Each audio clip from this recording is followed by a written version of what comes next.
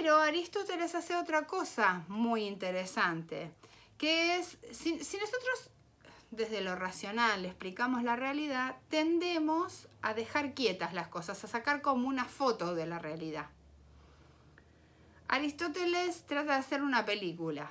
Entonces él, porque ve que la realidad tiene otras características, ¿no?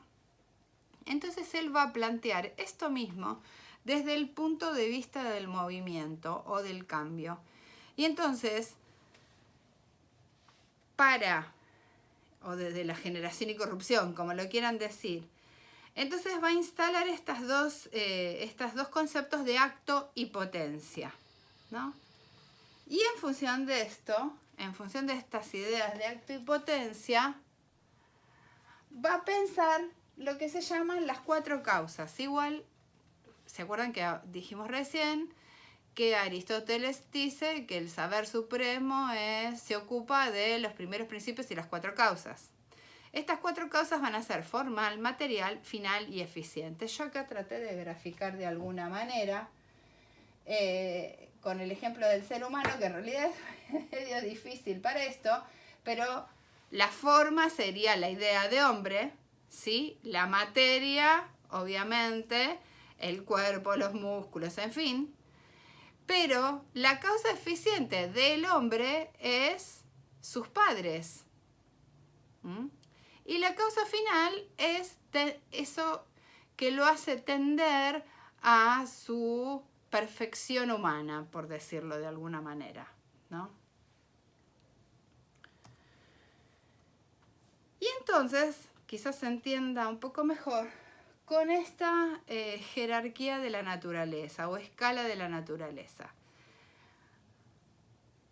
Aristóteles va a hipotetizar una materia prima, en donde la realidad es potencia pura, ¿no? Porque en realidad con el tema de las causas, a ver, voy una ficha para atrás, yo ahí puse, por ejemplo, el bebé en formación, ¿no es cierto? Vemos esta idea de acto y potencia en que el niño, este bebé adentro de la panza es en acto un bebé dentro de la panza, pero en potencia va a ser un ser humano.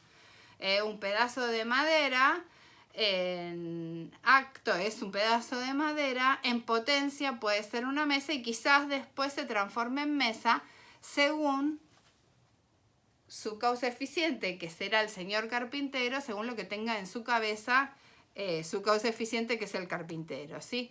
Entonces él va a plantear que hay una materia prima que es potencia pura y entonces es un principio absolutamente indeterminado. Esto es interesante porque después para los neoplatónicos la materia es un principio de determinación.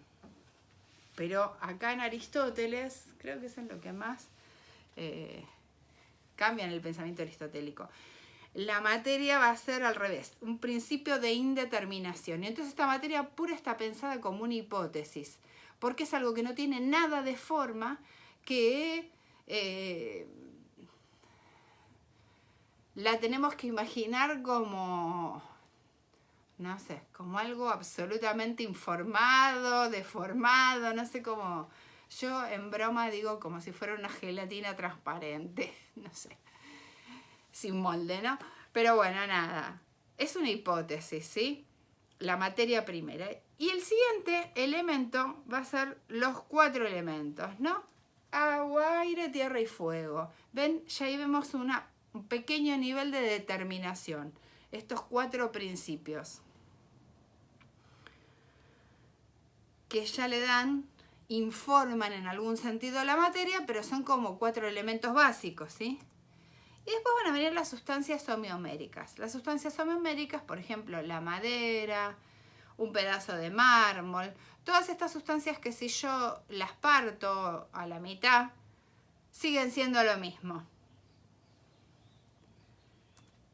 En contraposición con las sustancias anomioméricas, que ya son más determinadas, porque suelen formar parte de algún organismo, pero tienen sentido solamente en función del organismo que integren.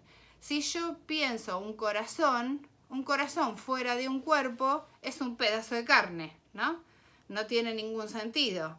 Dentro de un cuerpo da vida a un humano, un ojo, ¿no? Un ojo sin un humano no sirve para ver. Entonces, la diferencia de las sustancias homeoméricas a las sustancias anomioméricas es este principio de determinación. Son más determinadas, su función es más específica. Vamos a tener después las sustancias vegetativas, que van a tener como característica crecer, nacer y morir, a diferencia de las sustancias anteriores, y que ya tiene como una cierta independencia o un desarrollo, ¿no es cierto? Las sustancias sensibles, en donde estarían todo el resto de los animales, que además tienen otras características, como que tienen sensaciones, que tienen memoria, ¿no es cierto?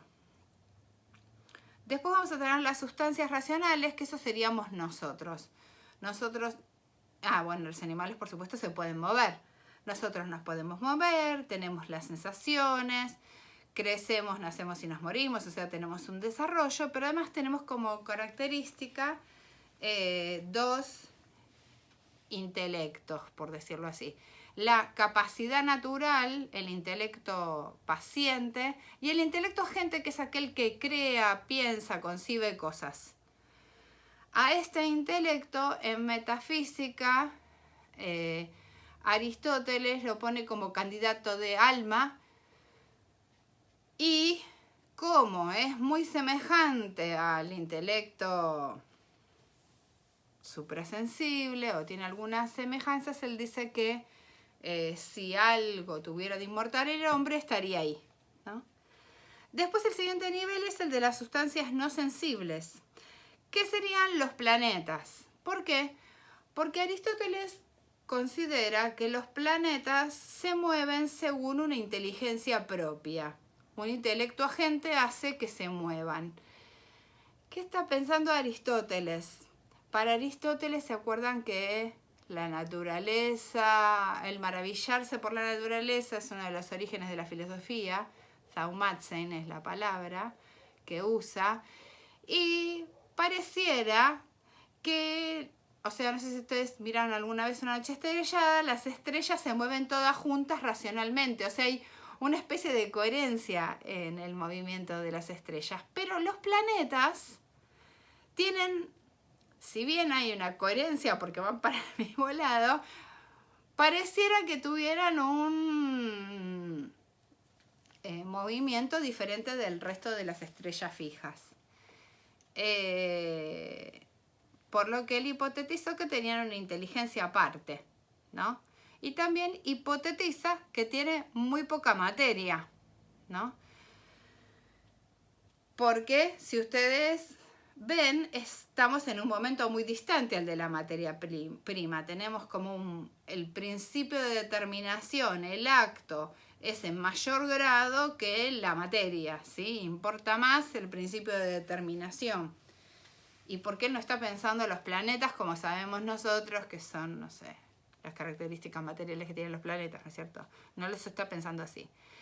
Y finalmente, y al final de esta escala, estaría la sustancia suprasensible, que es acto puro. O sea, esta sustancia suprasensible es el otro extremo de esta escala, entonces no tiene absolutamente nada de potencia, no tiene nada de materia.